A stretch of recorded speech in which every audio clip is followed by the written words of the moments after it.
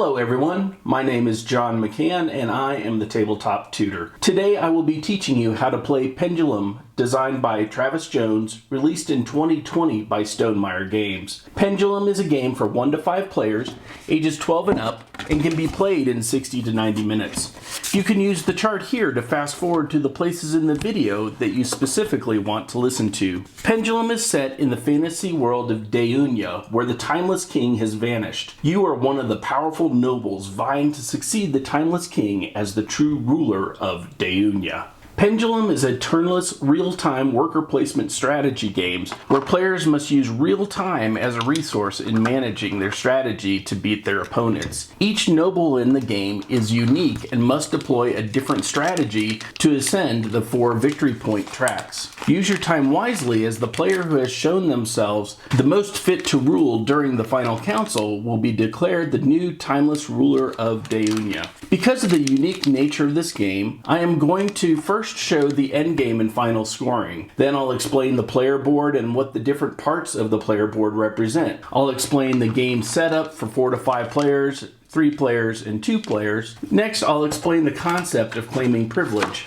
I'll explain the province cards and how they represent the engine building aspect to the game. And then I will explain the achievement cards and stratagem cards and the unique goals for your noble. Once we have these baseline topics covered, we'll dive into the worker placement actions on the black, green, and purple sections of the board. Then we'll cover the 3 purple timer tokens and their role in calling the council phase. Then we'll cover the council phase. Finally, we'll review untimed actions and how to play an untimed game. The best advice I can give you for organizing the components for easy setup is to take all the pieces that you need for each of your players and place them into a bag. That way, at the start of a game, when you dump out all these pieces, you have each individual player all of the pieces that that player needs to have a successful game. Each player board has 2 sides. If you are new to Pendulum, I recommend starting with a basic player board. The advanced side is recommended for experienced players. Each advanced noble has a corresponding reference card that explains the extra nuance associated with playing that role. The top of the board contains the 4 victory point tracks: Power, red; Prestige, blue; Popularity, yellow; Legendary Achievement, gray. The right side represents the parchment area. Your goal by the end of the game is to move all 4 of your victory point tracks into the parchment area on the right side of the board. The game is played in 4 rounds. The goal is that by the end of the 4th and final council phase, you've moved all of your victory point trackers into the parchment area on the victory point tracker of your player board. The player who has accomplished this is declared the new timeless ruler of Deunia. If multiple players have accomplished this, then you compare whoever has the most victory points within the parchment is the new timeless ruler. If you're still tied, then it comes down to the prestige tracker. In the event no players got all of their markers into the parchment area, then you look at the worst track for the 2 players. Whichever player got closer to the parchment area becomes the new timeless ruler. In the event that no one achieved their legendary achievement, there's no winner and the kingdom descends into civil war for an age. The left side of the player board contains the name and symbol for your noble. This space doubles as a discard area for your stratagem cards. Your stratagem cards contain the same icon on the front and back as the icon for your noble. Stratagem cards, when played, will go into this discard area, and at any time you can spend the resource cost indicated in this symbol to recover all of your played stratagem cards back into your hand. The right side of the player board contains the following information: a reminder that at the beginning of the game you start with a Grande worker and a common worker. It also has an area to store the resources that you've acquired for votes, military, culture, and gold. And the number in each space represents the number of those resource cubes that you'll start off with at the beginning of the game. The bottom of the player board represents the 4 production engines that a player has. For each, there's a default value, which can be augmented by adding provinces. The brown production area will gain you 1 power victory point. The red production area will gain you 4 military resource cubes. The blue production area will gain you 5 culture tokens. The yellow production area will gain you 2 gold tokens. These are the same on the common boards, but for the advanced nobles, these may be different. At the beginning of the game, each player should receive 2 Grande workers, 3 common workers, a hexagon prestige tracker, an octagon achievement tracker, 10 purple vote squares, 2 10-point vote counters, 10 culture resource cubes, 10 military resource cubes, 10 gold resource cubes, and 4 victory point tracker markers. These tokens represent the supply that's available for the player for the entire game. Each player will be gaining and spending up to 10 resource cubes out of their individual supply. Votes are unlimited each round. Once you've accumulated your 10 squares, just replace them with a 10-point marker. If you manage to acquire more than 30 votes in a single round, just track it with an appropriate substitute. Votes will reset each round during the council phase. As part of the random setup of the game, you're going to randomly select player order and place the player's hexagon tokens in the privilege track in the center of the board. The player with the highest privilege is at the top of the board, the space with the fanciest hexagon. At any time during the round of gameplay, if there's a dispute where 2 players are trying to take the same action at the same time, then the player ranked higher on the privilege track can simply claim privilege to solve any disputes. The game designers do suggest that you allow for and agree upon a grace period of a second or 2 at the beginning of the game to discourage players from frantically moving pieces around the board and encourage a more relaxed atmosphere. Examples where a player may call privilege might be conquering a specific province or claiming a legendary achievement. This concept is in place to quickly solve any dispute that might come up during gameplay that is not otherwise described in the rulebook. For later rounds of gameplay, the privilege sequence is covered in the council phase, but this is what your votes are for, so just don't go into the council phase with fewer votes than your opponents. Here's how you set up for a 4 to 5 player game. Place the game board in the middle of the table and place the council board nearby. Place the 3 timers into their respective colored sections. Take the 3 purple hourglass tokens and place them in the circles on the left side of the purple play area. Take the 10 achievement cards, give them a quick shuffle, put the top card face up, the rest of them into the pile, and then take the legendary achievement token and place it on the face up achievement card. Take the province cards, give them a quick shuffle, and place them into the province area, and take 4 province cards and place them face up.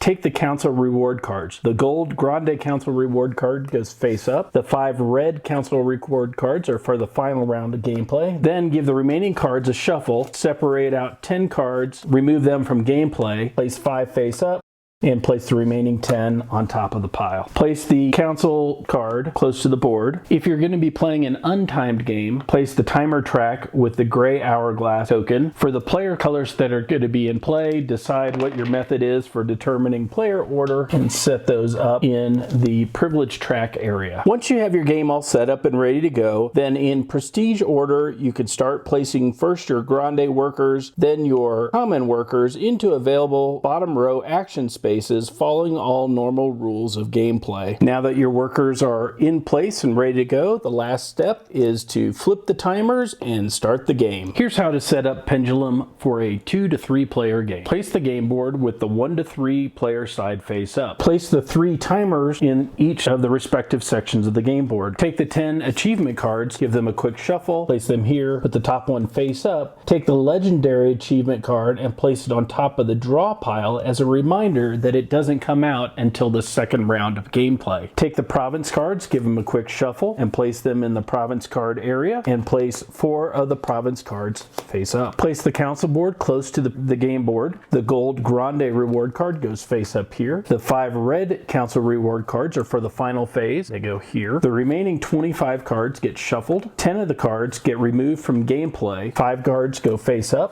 and the remaining 10 cards get added to the pile. Place the council phase card near the council board. Place 3 purple timer tokens into the circles on the purple side of the board. If you're going to be playing an untimed game, set out the timer track with the gray hourglass token. Take your 3 hexagon tokens for your players, determine your way to sequence your gameplay, and place them into the privilege track. Now that your game is set up and ready to go, in prestige order, you can now place your Grande workers into available worker placement locations following all rules pertaining to how workers should be placed upon the board. Once that's done, you're all set to flip timers and begin your first round of gameplay. A 2-player game of Pendulum is set up just like a 3-player game of Pendulum, with the added piece of 1 worker of the neutral players placed into each of the small boxes for purple and green, and the neutral player is given 3 vote tokens, which represent its vote for calculations in the subsequent rounds of gameplay for privilege order. So it's possible that the neutral player could have a higher privilege order, thus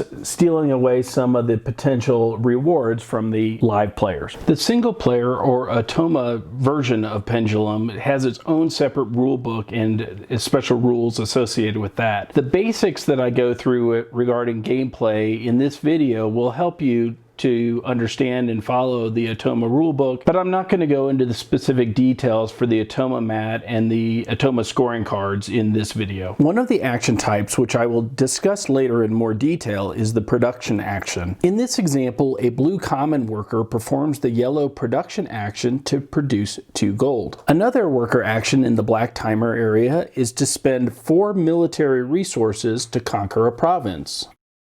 The province cards are located on this corner of the board. Province cards are 4-sided, 1 for each of the production types: brown, red, blue, and yellow. These are used to augment your production engines by nesting them under the appropriate column on your player board. Once placed, a province card cannot be reassigned later. From that point forward, anytime you perform the production action, you'll produce the resources or victory points that are identified by the cards in that column. You can add as many provinces as you want to a column. During the council phase, you'll have to discard down to 2 provinces per production flag. There are some other ways and other council cards and advanced player abilities which will also allow you to conquer a province. Each noble starts the game with a unique set of stratagem cards. The main one to point out is the one that earns your noble another worker. As you can see here, for each noble, the requirements to earn a worker are different, so the strategy you deploy from one noble to the next is going to be different. But one of your first goals in the game should be to identify how to get your 2 additional common workers into gameplay. In addition to the card that gains you an extra common worker, basic nobles each start with the following 3 stratagem cards. This card will gain you 1 red, blue, or yellow resource token. I'll point out here that the purple voting squares do not count. Their shape is different as an extra reminder of this fact. This card will allow you to advance your blue prestige victory point track 1 space to the right. This card will allow you to move one of your worker meeples out of a row with a timer. This will make more sense later when we cover the timer areas on the board.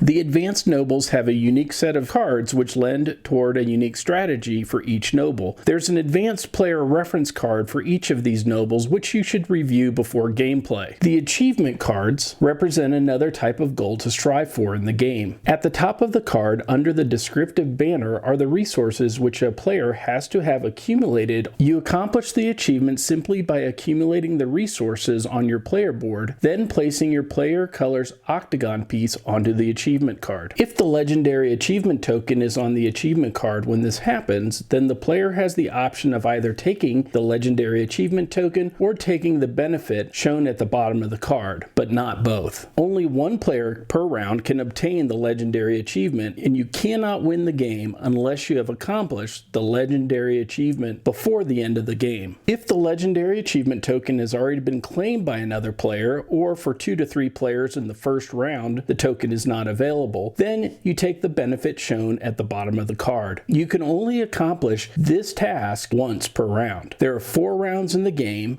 In the final round of gameplay, there's a council card which will allow 1 player to purchase the legendary achievement. So it is possible, regardless of the number of players in the game, for all players to achieve this goal, but it is better to earn it earlier in the game. Now that you understand the basic topics of the game, we'll dive into the worker placement aspect of Pendulum. There are 3 basic areas to the game board which I have not yet covered, which are the black, green, and purple action areas. All 3 work on the same principle, so let me show you using the black action area, as this is where most of the action takes place on the board. Then I'll get to the more nuanced rules for the green and purple sections. The first thing I want you to notice is that the top row and the bottom row have an identical set of actions which can take place. In the black action area, these actions from left to right are, for no cost, execute your yellow production flag. In this case, my yellow production is 2 gold coins plus 1 gold coin, so that's 3 yellow cubes get added to my board. For no cost, gain 1 vote. 1 purple vote token gets added to my board. Spend 4 red military cubes, remove from my board and return to my individual supply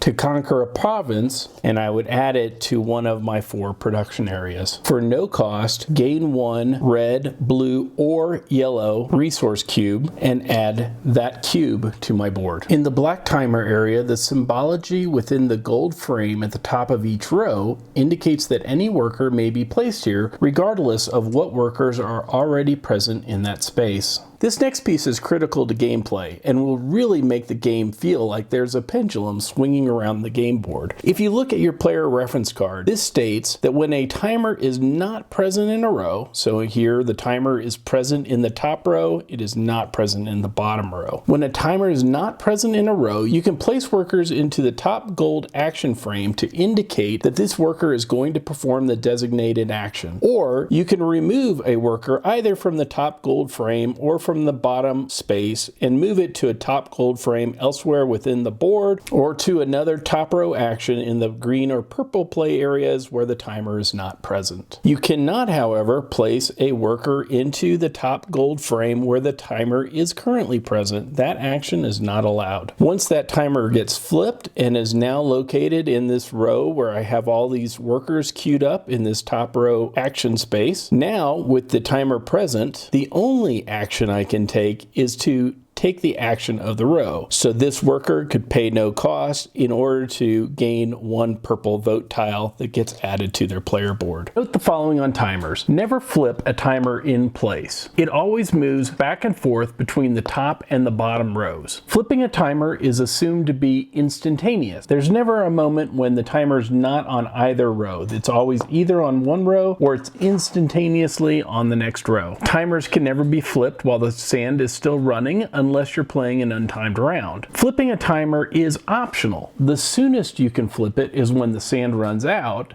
but you don't have to flip it until you're ready. Now, your opponents may have a different opinion, and anyone can flip a timer if it is eligible to be flipped. The black timer is a 45-second timer. Green timer is a 2-minute timer, and the purple timer is a 3-minute timer. It's possible that you miss an action with one of your workers. For example, let's say you're planning on doing the yellow production action and conquering a province, but while you're taking care of this action, your opponent flips the timer. That is the time management challenge of Pendulum. There are moments when you can't wait for the time to run out, and there will be other moments when you don't have enough time to complete everything that you're planning. Learning to manage time is a key component to mastering this game. For the green and purple action areas, the rules for worker placement are a little more restrictive. There are 2 types of workers in the game, common and grande workers. Common workers can be added to a top gold frame in the green or purple action areas only if no other workers are present. Grande workers can be added to a top gold frame even if other workers are present. In the green action area, there's 3 actions. From left to right, these are: spend 2 gold from your player board to execute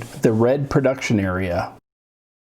Spend 2 gold from your player board to gain 2 popularity victory points. Spend 2 gold from your player board to gain 1 power victory point and gain 2 votes. In the 1 to 3 player game, the gold frame boxes are offset larger and smaller. Worker placement in these spaces follow the same rules as in a 4 to 5 player game. When a player takes an action from one of these larger spaces, they decide which of the 2 action choices they're going to take. In a 1 to 2 player game, spaces that have a neutral worker also follow the normal worker placement rules, which state that only grande workers can enter spaces where another worker is already present. In the purple action area, these actions from left to right are: spend 2 gold to execute your brown production action. This gains you 1 power victory point. Spend 2 gold This gains you 1 popularity victory point and 1 prestige victory point and 1 vote. Spend 2 gold to execute your blue production area. At the start of each round of gameplay, there are 3 purple timer tokens on the board. Each time the purple timer is flipped, it'll knock a purple timer off the board. Once the 3rd timer is knocked off his space, you have triggered the Call Council action. I'll talk more about what this means in a moment, but the point I want to stress here is that during each round of gameplay, the purple action will only come up 3 times. You are never obligated to flip a timer when it runs out, but any player can flip a timer whose sand is run out. So from the start of the round, you could be calling the next council 6 minutes later. The Call Council is triggered when the 3rd purple hourglass is knocked off the board. At this point, you can no longer flip any more timers. Continue playing until all players are done placing workers, taking actions, claiming achievements, or playing stratagem cards. If you get into one of those situations where players are waiting for someone else to get something done, remember that claiming privilege is the civilized way to solve any dispute in this game. Once the last player action is completed, then the council phase begins. The steps for this phase are on the player reference cards and on the flip side of the Call Council tile. Once the council phase begins, players may not take any action. The phases of the council are as follows. First, players arrange their hexagonal privilege markers on the privilege track in order from the most to the fewest votes. Break ties in reverse privilege order. So here's a simple example. Let's say this player had 1, 2, 3, and 2 votes. Blue would take first, orange would take second, black would take third, and green would take fourth, discarding all votes at the end of this phase. Next, players gain their council rewards according to the privilege track. So here it shows that the first player gains 1 reward card and 2 victory points. Second player gets 1 reward card and 1 victory point. Third player gets 1 reward card and 1 victory point. Fourth and later players will each get 1 reward card. For the reward cards, over here we look at the council board. The lower left option on the council board is always available. A player may choose to receive 1 victory point, either power, prestige, or popularity. The next option which is available is to replace a common worker with a Grande worker. Only 1 player per round may choose this reward, and you can only choose this reward once per game. Once this reward is selected by a player, it's turned over and it's no longer available for any other players that round. If you select this reward, then you find one of your common workers on the board and replace it with a Grande worker. The common worker you replaced can be returned to the box. You can never have more than 4 workers on the game board. At the start of the game, you'll have a Grande worker and a common worker on the board, 2 common workers in supply, and 1 Grande worker near the council board. You can earn 2 common workers with a stratagem card, and you can replace 1 common worker with a Grande worker. So at most, you can either have 1 Grande and 3 common workers, or 2 Grande and 2 common workers on the game board at one time. The remaining 5 randomly dealt reward cards for rounds 1, 2, and 3 will either gain you an immediate benefit, signified by the lightning bolt, or it is a card that will go into your hand of stratagem cards. In the final round, the red council cards with the trophy are used. These cards each have a cost to receive a final benefit. If you cannot pay the cost, you cannot gain the benefit. Once a council card is selected by a player, it's not available to other players in the same round. The next step is to look in your production areas to see if you have more than 2 provinces. If you find that you do, decide which ones you want to keep and discard the rest. You can't have more than 2 provinces in each row after this phase of the council. The only exception is if you have the council card that allows for a max of 3 provinces in each row. The 4th step of the council phase is to set up for the next round. Discard any unclaimed council cards, reset the Grande worker card, turn face up the next 5 council reward cards. Discard any unclaimed province cards, and flip over the next 4 province cards in the stack. Retrieve any tokens off of the achievement card, reveal the next achievement card in the stack, and place the legendary achievement token on it. And finally, without moving the purple timer, replace the 3 purple timer tokens into the purple timer area. At this point, as an optional action, you can place and or move any common or Grande workers which are in a position that can be moved around the board. board. Please note, this is a fast-paced, real-time game, and if anyone needs to do something during gameplay, like grab a snack, whatever, this is now the time to do it at the end of the council phase. Otherwise, now you can flip all timers and resume gameplay. Remember, when flipping that purple timer, you're going to knock a purple timer token off the board. Untimed actions do not require a worker and do not rely on a timer in any way. Players can carry them out during a round whenever they wish. We've covered these in greater details in other parts of this video, but to list them out, they are flip the timer, play stratagem cards, pick up stratagem cards, claiming an achievement, or refreshing the province cards. If this is your first time playing, or any time you want to play a round without the timers, you can perform an untimed round of gameplay by using the timer track board and the gray timer marker. In this style of gameplay, you are going to track which timers get flipped,